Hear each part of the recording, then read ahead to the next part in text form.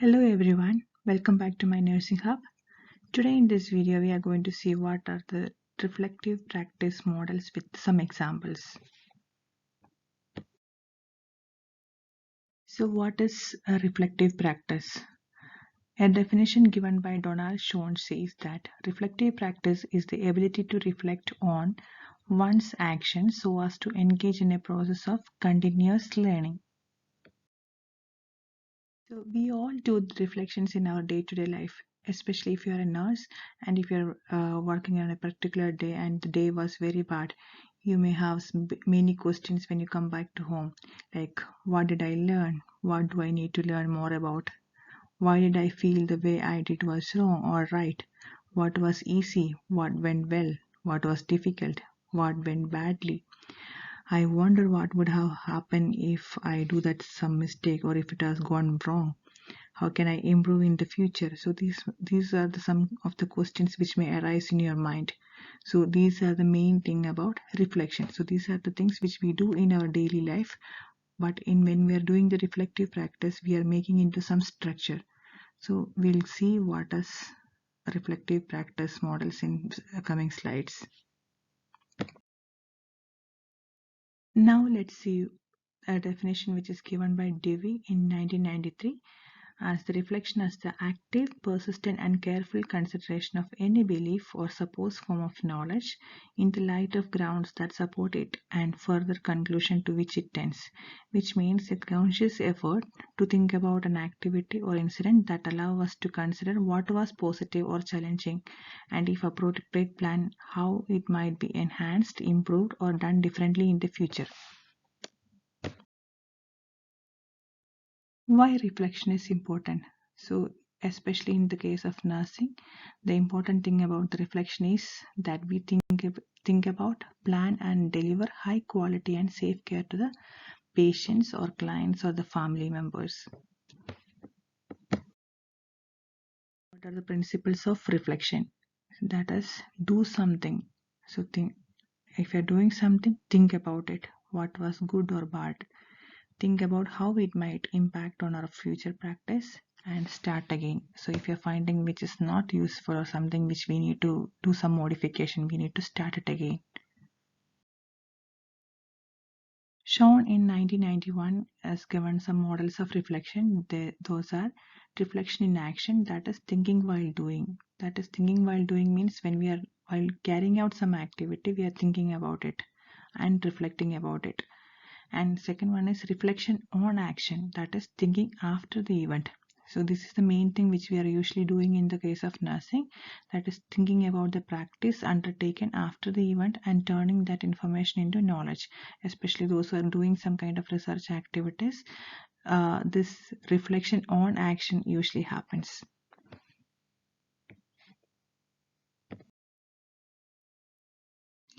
Now let's see the models of reflection which is commonly used in nursing. Those are, first one is Gibbs, that is Gibbs cycle in 1988. Then second is Borton's framework guiding reflective activities, and the third is John's model of structured reflection. So among these three, the most common reflective model which we are using is Gibbs cycle. The Gibb reflective cycle includes 6 steps. The step 1 is description, that is what happened, and second is feelings, what were you thinking and feeling at the time, and the third step is evaluation, that is what was good and bad about the experience. The fourth step is analysis, what sense can make of the situation, and fifth step is conclusion, what else you could have done, and the sixth step is action plan, if it arose again what you would do. So these are the 6 steps which includes in the Gibbs reflective cycle. This Gibbs reflective cycle is commonly used in the European countries, especially in the case of nursing, when they are doing the nursing studies or if they are doing any kind of studies while we are practicing the nursing. So Gibbs says it is not sufficient simply to have an experience in order to learn. Without reflecting upon this experience, it may quickly be forgotten or its learning potential loss. So we all know as a human being, we may do mistakes, and again we may do mistakes if we are not thinking about it, and if we are not recording it somewhere, or if we are not sharing it to someone. It is from the feelings and thoughts emerging from this reflection that generalizations or concepts can be generated, and it is generalizations that allow new situations to be tackled effectively. So if you are writing somewhere and if you're sharing to someone, those people may be able to think about those kind of situations, or the similar situations which arise in their life. They may be able to tackle effectively. So using this 6-step model should help to identify your strengths, areas for development, and actions you can take to enhance your professional skills. So in the 6 steps, step 1 to 3 relate to what happened during the experience, and steps 4 to 6 focus on how you could improve on the experience and outcome in the future. Now let's see a brief example of Gibbs cycle. So we know there are 6 steps in Gibbs cycle. So the first step is description. The first stage of Gibbs reflective cycle focuses on a description of the event. This section introduces the patient and relevant history and describes what happened to this patient. So the incident happened where I worked and when I was working. So it's about an administration error occurred in a pediatric setting. So a 4-year-old child was on injection flucytosine because she was having severe fungal infections. I checked the medicine with the nurse who is caring for the child. We both have checked the medicines formulary to ensure the correct dosage is prescribed by the doctor. Everything was correct, and the nurse went and set the pump for infusing the medication. Flucytosine intravenous infusion is supplied as a ready-to-use solution. The bottle was of 250 ml, and the child was supposed to get only 100 ml of medicine. The nurse hasn't noticed that the bottle is of 250 ml and administered the whole medicine. So when we set the pump, we haven't put like it is 100 ml. It is just gone like the 250 ml of medicine has gone into the child. As the child was having severe fungal infection, the child was getting the dose every 6 hours, and the next time when the nurse who was caring for the child checked the medicine with another nurse. So when she was checking the medicine with another nurse, she informed the other nurse that she is going to infuse the whole bottle to the child. The second nurse said to the nurse that the child is supposed to get only 100 ml and the bottle is of 250 ml. That is the time only she understood that that bottle is of 250 ml, and on the previous time she has administered the whole amount, that 250 ml, instead of giving 100 ml. The nurse immediately reported the incident to the nurse manager and the doctor informed to withhold the next doses. So that's all about description. So in the description, we are describing the event, what happened. So in the second step, we are discussing about feelings. So the second stage of Gibbs reflective cycle is related to what you were thinking and how you felt before the experience, during the experience, and after the experience. So this is also another short descriptive step rather than analytical. So here what happened, when the nurse realized that she has administered a larger dose than the child can receive, she went into a state of shock and disbelief. I was also very stressed and was unable to believe that I was a part of an incident which could have endangered this child's safety. When both of us recalled the incident, we realized that we haven't noticed the volume of flucytosine in that bottle. And also the other thing is that I haven't gone to the bedside while she was adjusting that pump into the adjusting the medicine set into the pump. If at least if you would have noticed that, maybe we must have noticed that it is of 250 mils instead of thinking it is only 100 mils. So she was very much embarrassed that neither of them noticed the error. I was very nervous with this whole thing and started to worry that if the child has suffered any side effects due to this increased dose. So the third step or the third stage of Gibbs reflective cycle is evaluation. So here it encourages the exploration of the experiences, both positive and negative, encountered throughout the event.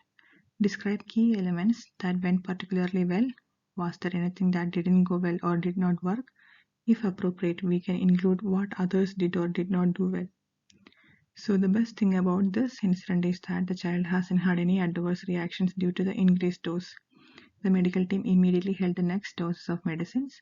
The child had all blood tests, including kidney function tests, abdominal ultrasonography, and also had a close monitoring because the flu cytosine can cause the kidney functions really bad. So we had a close monitoring of the child and also had kidney function tests like every day. What was not good about this incident was the child had to go for further tests and had treatment delay for her severe fungal infections.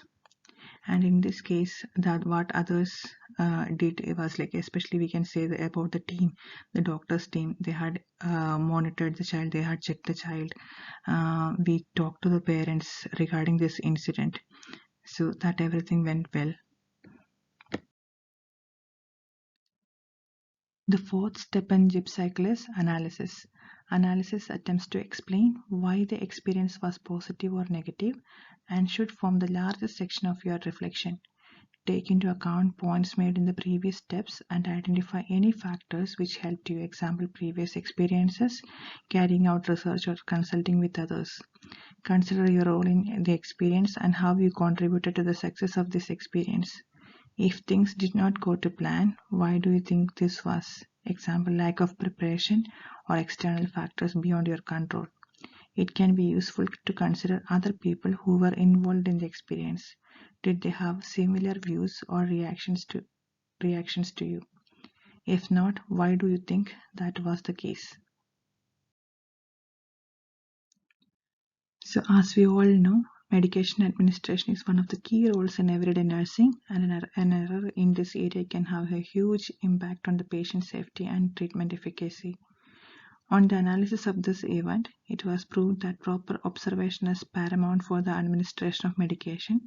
From the time of preparation of medicine till the administration of medicine, not only till the administration of medicine, we can say after the administration of medicine also we need to observe the child or the patient for any kind of adverse reactions.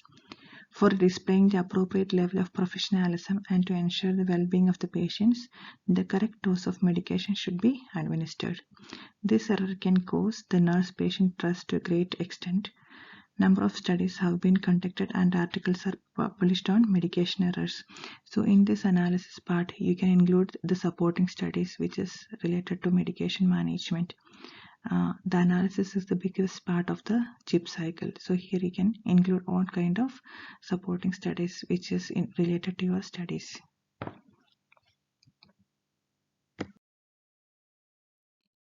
So in the conclusion, focus on what you have learned. Are there any skills you developed as a result of the experience? If so, how would you apply them in the future experiences or situations? Are there areas of knowledge or particular skills you now need to develop? Is there anything you would do differently in the future? Try to give specific examples. So reflecting on this event allow me to explore on medication management. Here in this incident, the child didn't have any major issues other than delay in the treatment. We both nurses and child's parents had a good conversation about the incident. The team, including the nurses, actively listened to the child's parents' worries and concerns. The team and the nurses apologized for the delay in the treatment and assured the same will not be happening again. An incident report according to the hospital policy was made in order to avoid the same incidents happen in the future. The same topic was discussed in the risk huddle and conveyed to everyone the importance of medication management, especially when we are preparing the medicine and administering the medicine. Action plan is the step 6. So here, what specific actions can you now take to build on your knowledge or skills? You could include any training that would benefit you, that is formal or otherwise, as well as identifying sources of information or support, that is people or resources. So in the action plan, I can say that I have learned a lot from this experience, not only from this reflection, but also from reviewing the evidence-based literature, in particular relating to the topic I would otherwise not have researched. In future, I will always check the pump setting for the administration of medication. Also, we can say I have gone for medication management class for me to get updated or just need to get more informed about the particular topic. So here in this slide, I have given the approximate number of words for each stage of the reflection. So if you're writing an assignment on reflection or reflective practice based on your experience, you can use these many words for suppose 1,000-word reflection. How many words you can include in the description or in the feeling or in the evaluation and analysis, conclusion and action plan steps. So it is given for 1,000 words, 1,500 words and 2,000 words. So just you can go through about how many words you can use in each of the step. The second model is Borton's development framework. So Borton's development framework is a fairly straightforward and easy to implement reflective framework. This enables you to reflect without having the structure in front of you, therefore a favored one of many healthcare professionals and advocated by professional bodies. The framework was developed in the 1970s and essentially involves 3 questions only, which is what makes it appealing. So the Q questions in Borton's model includes what, so what, and now what. So the first question is what. So this question prompts the reflector to describe what has happened by, what were the roles of the people involved, what was my role, what were the problems, what happened, and what did I do. So the second step of Borton's model is so what. So this is the analysis of the reflection, that is what was the outcome, what did you learn, what was important. The third step is what now. This is one of the most important sections of a reflection. This section focuses on what will you do next, what does your learning experience mean for future practice. The key questions which include in this what now is, what do you need to do now, what were the consequences, how do you resolve the situation or improve the outcome, what have you learned from this experience change your future practice. The third common model which is used in reflection is John's model of structured reflection. So it is based on 5 Q questions which enable you to break down your experience and reflect on the process and outcomes. John in 1995 used seminal work by Carper, which is in 1978, as a basis for his model exploring aesthetics, personal knowing, ethics, and empirics, and then encouraging the reflective practitioner to explore how this has changed and improved their practice. So these are the main things which is included in this one, that is description of the experience, reflection, influencing factors, could I have dealt with it better, and learning.